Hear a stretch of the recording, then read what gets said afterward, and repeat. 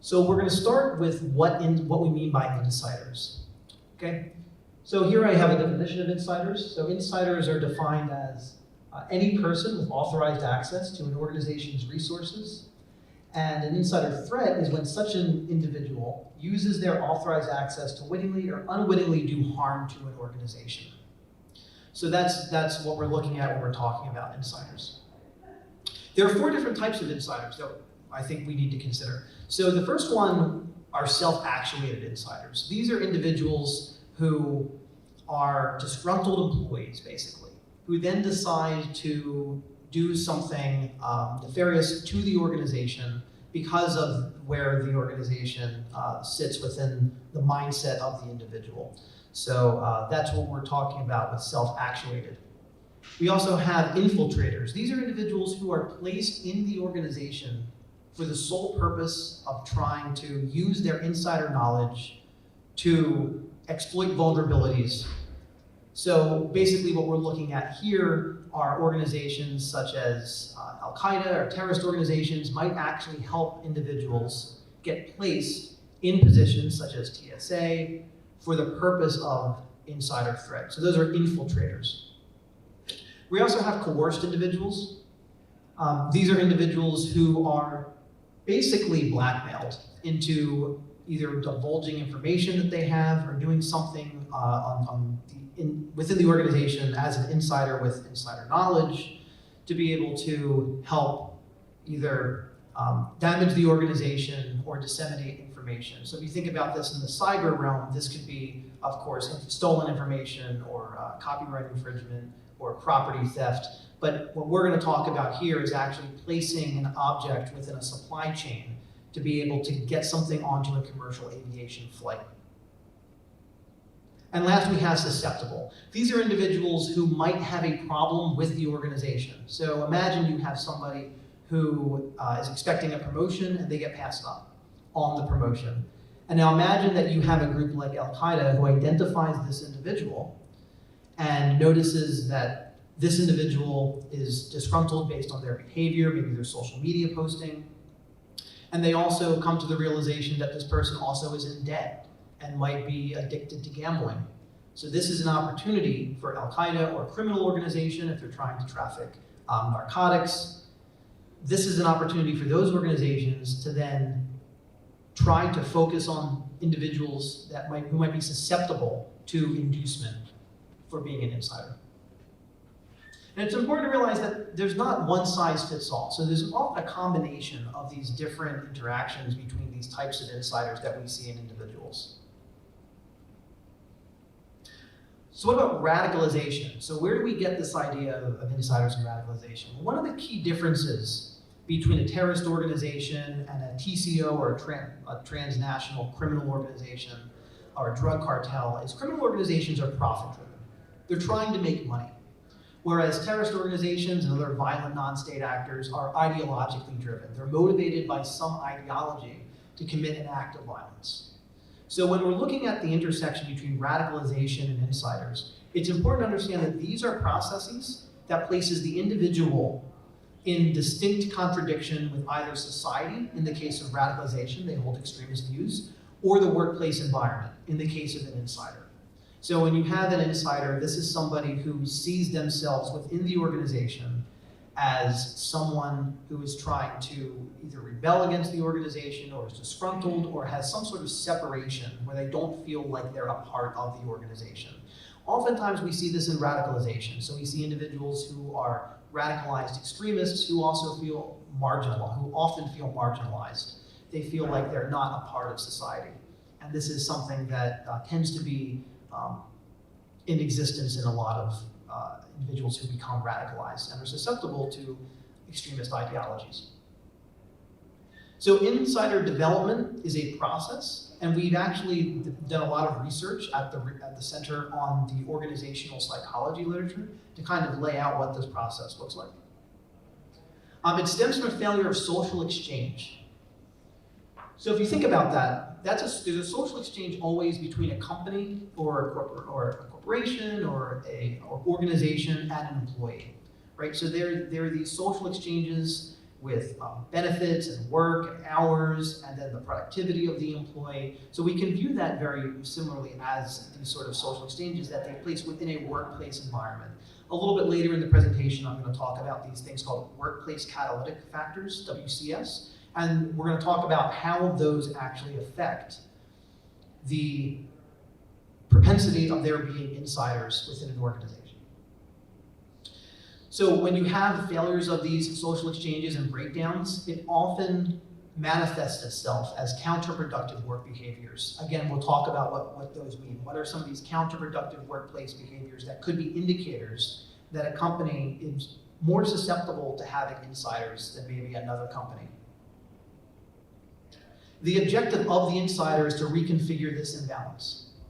So if you think about this in the context of an individual who has been passed up for promotion, who might be disgruntled, and then might be interested in trying to make money by selling information, proprietary information. This is a way to get back at the organization who passed you up on promotion. So that's one way to look at this. In the radicalization sense, this is very similar to what you would see with an extremist who is disgruntled at society. So when we look at extremists, we look at individuals who are, again, marginalized, possibly, not all of them are marginalized, but you see that there are common trends where people are feeling marginalized.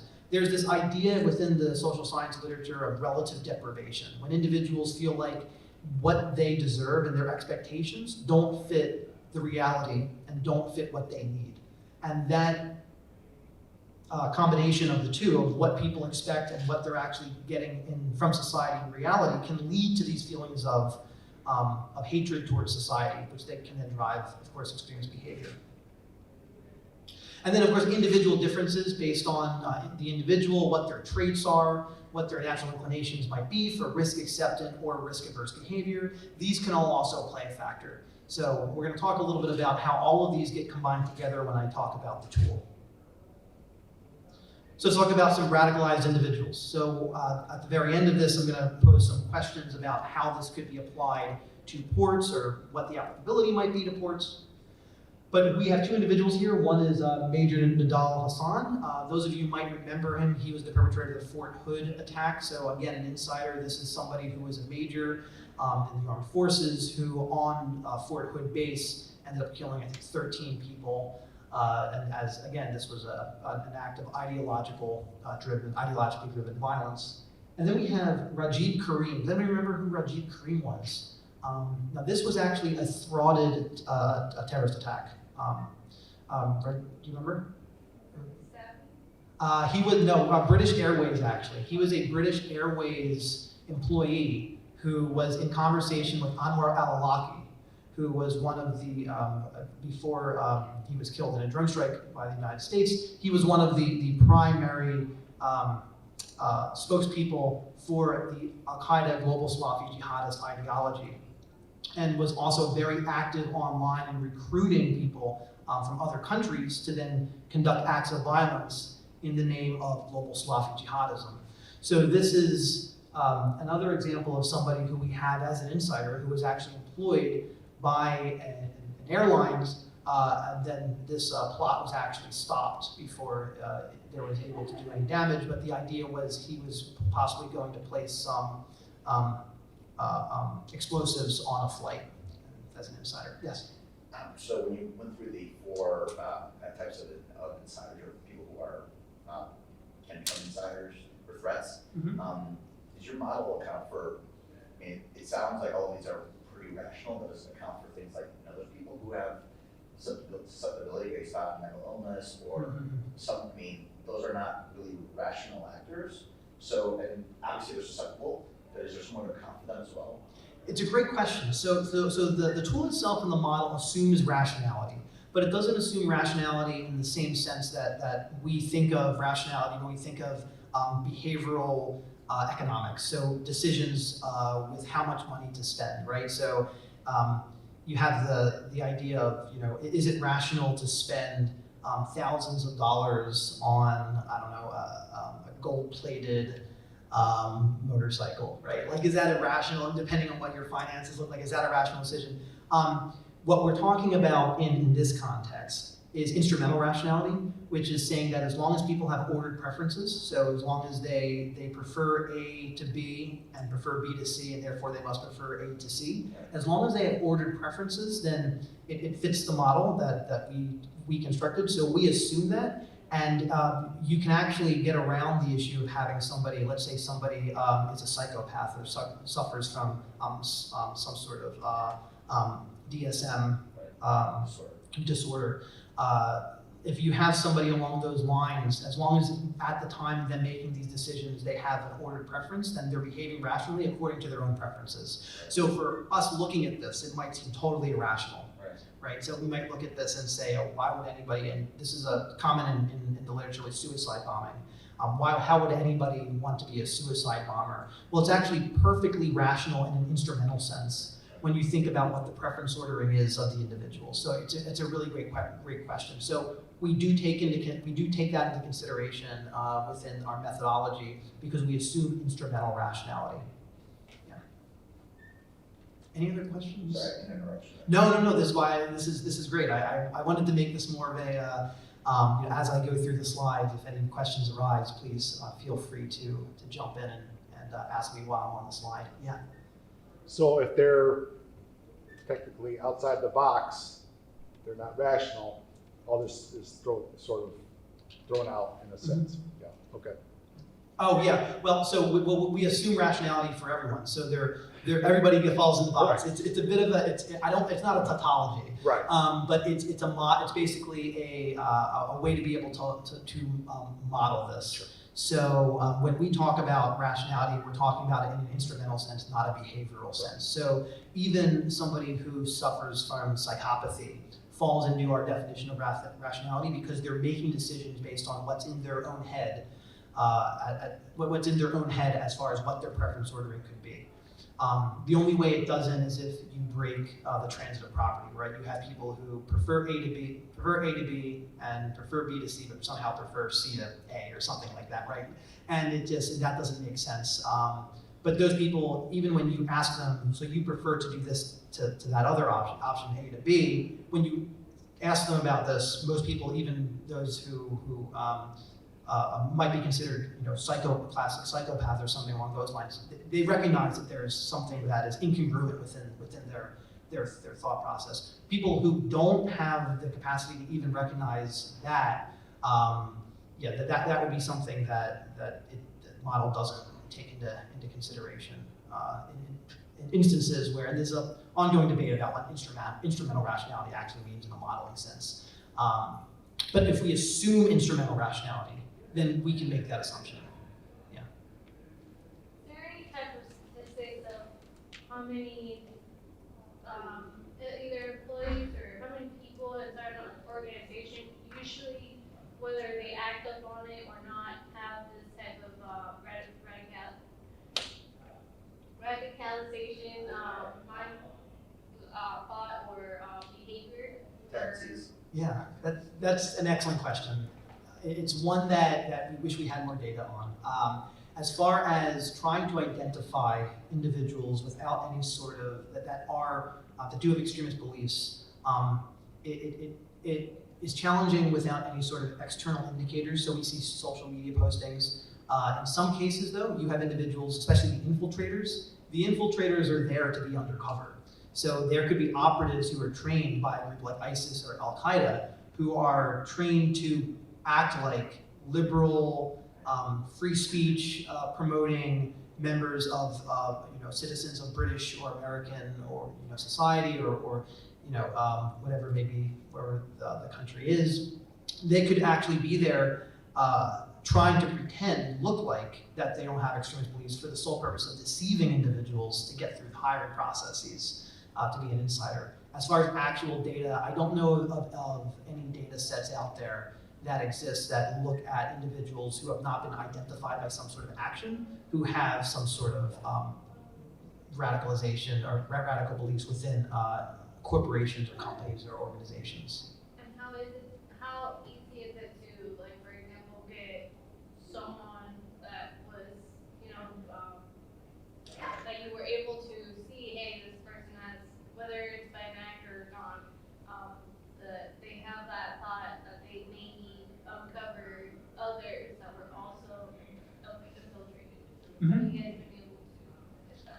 So it's interesting. The way that we kind of approach it methodologically is we don't actually focus on the extremist views. We focus on the other indicators that could be proxy measures for there being an insider. So you'll see when we bring up, when I bring up the workplace catalytic factors, there are other, I'm not gonna show any examples of them, but there are these things called IBIs, individual behavioral indicators.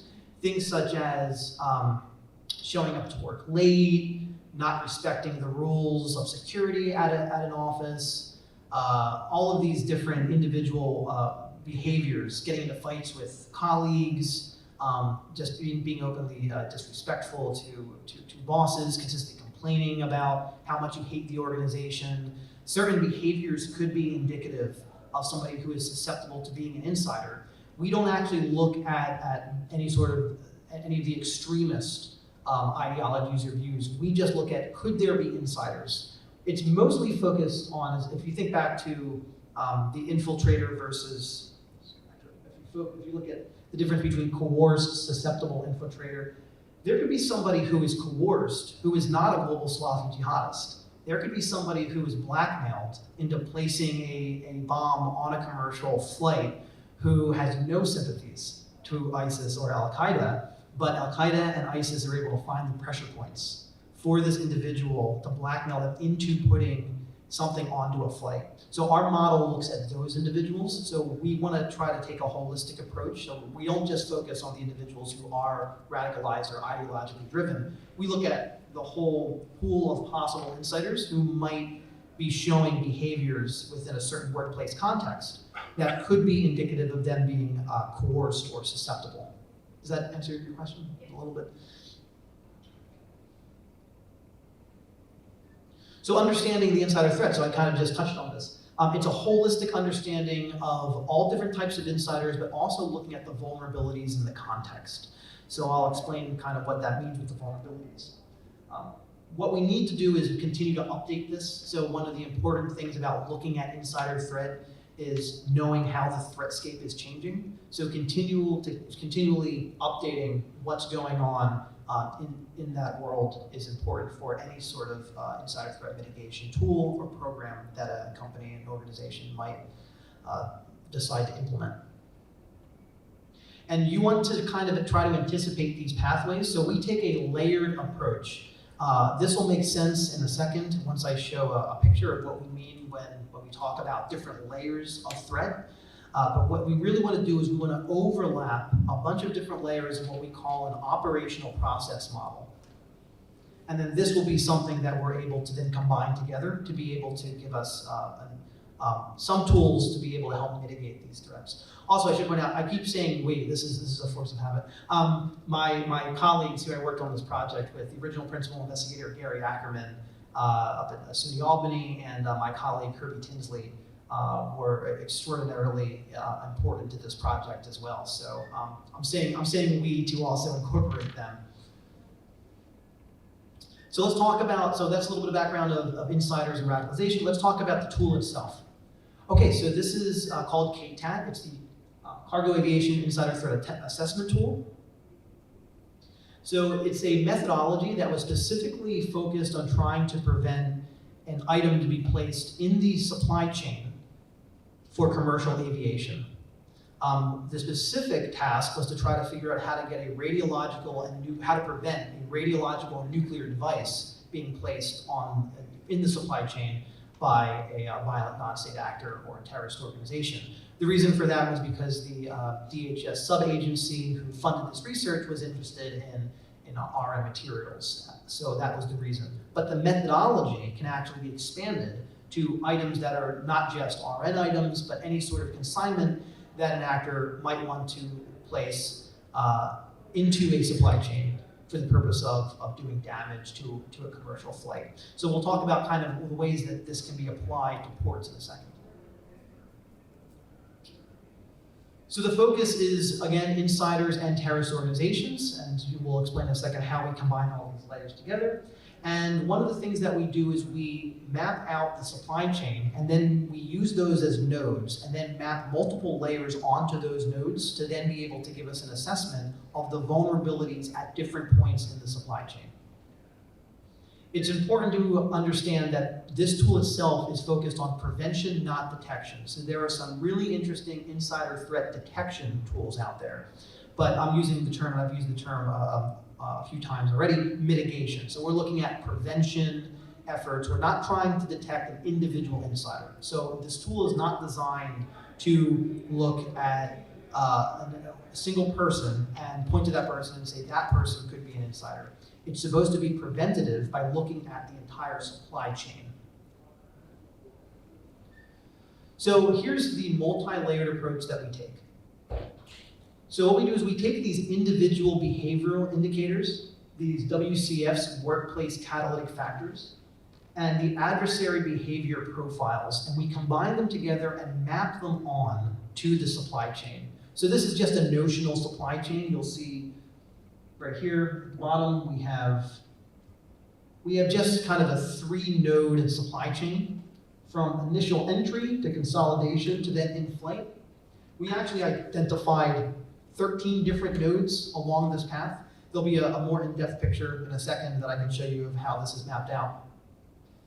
And then what we do is we combine the workplace factors of the organization, the individual behavioral indicators, and the indicators of the possible characteristics and indicators from the adversary, whether it's a global Islamic jihadist organization, or a white supremacy organization, or a right-wing extremist group, or a left-wing extremist group, or a communist terrorist organization, whatever the ideology may be. We map all of those together, and then we use the supply chain to be able to identify where those vulnerability points are on the supply chain. So I keep talking about these workplace catalytic factors. What are these? Well, think about what factors might contribute to individuals within an organization becoming an insider, being susceptible or coerced, or even a self-actuated, non-ideological, self-actuated insider. Well, these are things like layoffs, right? Broken promises, wage cuts. Now, the way that we compiled this list, and it's not an exhaustive list, admittedly, but the way that we compiled kind of the main general workplace catalytic factors was doing a lot of research and a pretty in-depth literature review of the organizational psychology literature. So when you see these at a given organization, this creates that distance between the employee and the employer, right? Or by employer, I'm not talking about an individual, I mean the actual organization itself. So what do we do? So we take these WCFs and we develop a scoring system for them. Yes? Sorry, do you just look at the negative side of it? Do you look at the positive side of it? Yeah, in this model, we just look at the negative. So we don't look at, we don't look at the positive things that a company might be doing to be better for their employees. Right. We just look at the reasons why an individual might become an insider based on the negative reasons. We don't focus on what strategies are they employing to try to make employees happy. Sure.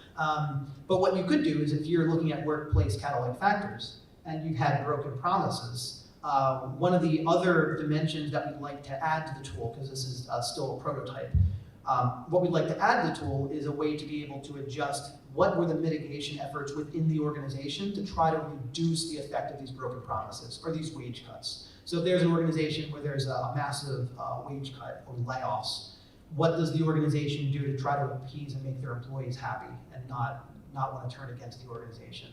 So we actually would like to implement something like that. We have some ideas of how to do that. It's just this is still in the prototype phase, so we haven't included it. It's a great question though. So what we do is we score these, and these scorings right here are all relative scoring. So it should be thought of as an ordinal scale. So we're not looking at these saying there's an absolute scale of the scoring of how important these WCFs are. We basically make the WCF scores relative to what they are to other scores to then weight them appropriately. And we have, again, done a lot of research on what the justifications are and why we weight certain WCFs more than other WCFs. So where's this relative weighting come from? Interestingly enough, our methodology, if you disagree with these weights, if you think to yourself, whoa, layoffs are way, way worse than broken promises, I think broken promises aren't really important. That's like a 3, layoffs should be like an 8 on this, weighted ordinal scale. You can go in and actually change that. So you can actually, it's modifiable, and the methodology is such that you can actually make those sorts of changes.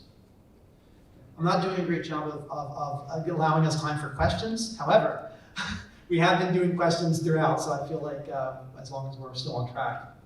So this is KTAT, right? So KTAT looks like this. We have initial entry, tagging, sortings, and you can build this out in the tool. And those of you who are here tomorrow for the research showcase, I'll be presenting this to kind of show how we can build out these supply chains. Thursday, I'm sorry, I said tomorrow, Thursday. Those of you who are still here Thursday, that's when the research showcase is, thank you. And then what we do is we have our metrics where we can actually look at what type of employee at these individual points in the nodes might be more susceptible to being an insider or self-actuated. So again, I don't want to go into too much detail here with the methodology because I'll explain at the research showcase on Thursday. But I'll leave you with this. With this methodology, we're thinking about ways that we can apply this to ports, right? So this is right now for commercial aviation. Well, what about having this with maritime logistics? So a supply chain that is built out that doesn't just look at the supply chain of a consignment going overseas via commercial aviation or shipping, but what about any sort of maritime consignment transport? So we're thinking about ways to do that, and one of the big challenges is thinking about the security context. What's the difference in the security context of a port versus an airport? There are a lot of differences, right? I'm sure everybody here has a little bit of an idea about port security.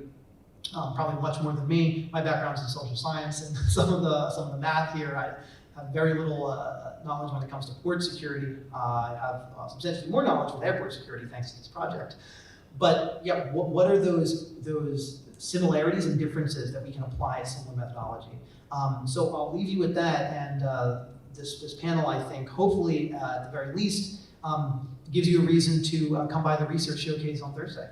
To then take a look, and I can walk you through the tool. But anyway, just to provide the methodology, some things to think about with insider threat, and some things to consider with your own agencies and your own organizations. And I'd be happy to follow up with all of you post-conference if you're interested in some more mathematical details of the model and where we are with validation and all of those questions. So with that, I hope everybody has a wonderful rest of the conference. And that is the alarm going off on my phone saying that I'm out of time. So thank you very much, and thank you to our hosts here at the Port of Conference.